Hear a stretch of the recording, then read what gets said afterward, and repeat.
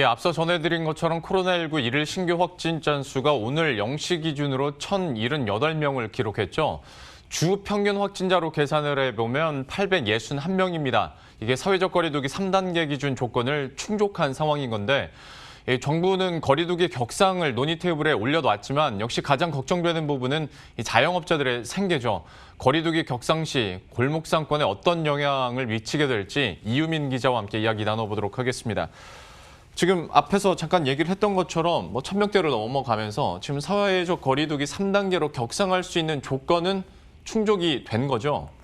네, 질병관리청은 전국 주 평균 확진자가 800에서 1,000명 이상이거나 2.5단계 상황에서 더블링 등 급격하게 환자가 증가할 경우를 사회적 거리두기 3단계 전환 기준으로 두고 있습니다. 오늘 0시를 기점으로 주 평균 전체 확진자는 861명, 국내 발생은 833명을 기록해 질병관리청의 기준을 충족한 상황입니다. 이달을 기점으로 확진자 증가 속도가 빨라지면서 정부 역시 사회적 거리두기 격상을 논의하고 있습니다. 예. 그러니까 이제 거리두기 3단계로 격상을 해도 이상하지 않을 상황이긴 한데 그리고 그만큼 상황이 심각하다라는 건데 정부가 계속 좀 주저하고 조심스럽게 생각하고 있는 이유는 아무래도 경제적인 파급 효과 때문이겠죠?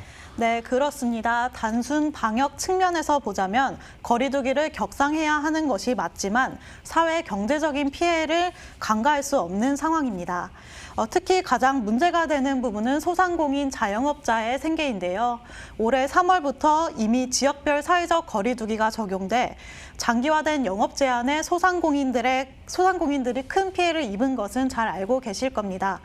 한국신용데이터의 전국 60만여 사업장의 카드 매출 자료를 보면 전국 영업장의 매출은 코로나 유행 이후 꾸준히 전년도 수준을 밑돌고 있습니다. 특히 코로나 대유행이 발생한 올 초와 8에서 9월, 그리고 이번 12월에는 전년 대비 매출액이 30%까지 감소하는 추세를 그리고 있습니다. 이러다 보니 올해 상반기에만 자영업자 대출 잔액이 755조 원을 기록하며 전년도 전체 자영업자 대출 잔액인 685조 원을 뛰어넘었습니다. 예.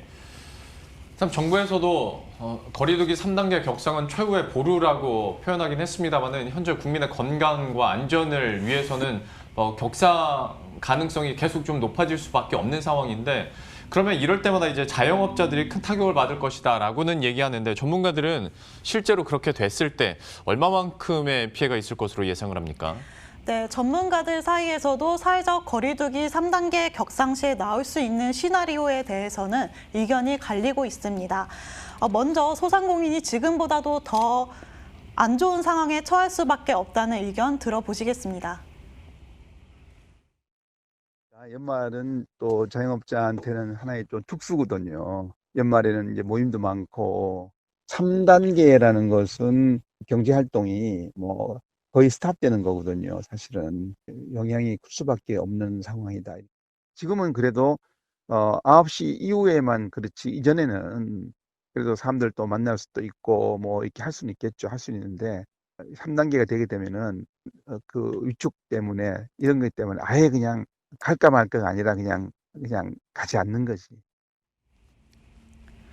지금까지 국민들이 경험했던 사회적 거리두기 2.5단계에서 더 나아가 3단계라는 새로운 국면을 맞이할 경우 소비 심리에 영향을 미칠 수밖에 없다는 분석입니다. 반대로 이미 2.5단계가 적용되고 있는 만큼 일부 업종을 제외하고는 예상 가능한 범위 내에서 피해가 발생할 것이라는 주장도 있습니다.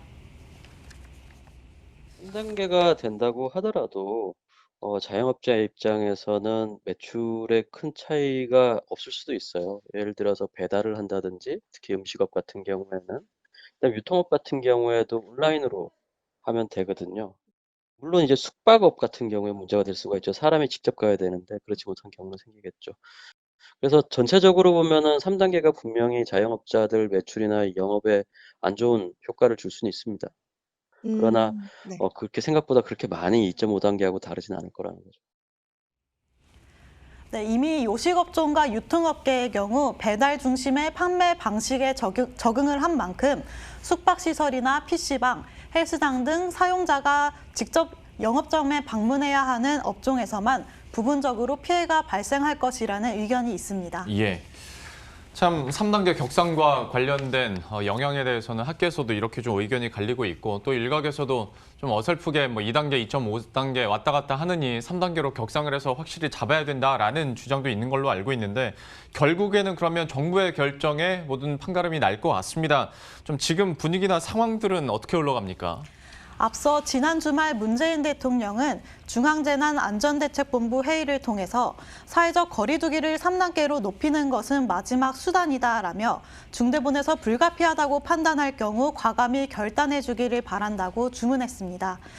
정부는 사회적 거리 두기 격상 시 발생할 수 있는 막대한 여파를 고려할 때 사회적 합의가 먼저라는 입장인데요. 거리두기 3단계 필요성과 시기, 방법 등에 대해 사회적 동의를 구하는 절차가 우선적으로 진행된 이후에 실제 적용 여부를 결정하겠다는 신중한 태도입니다.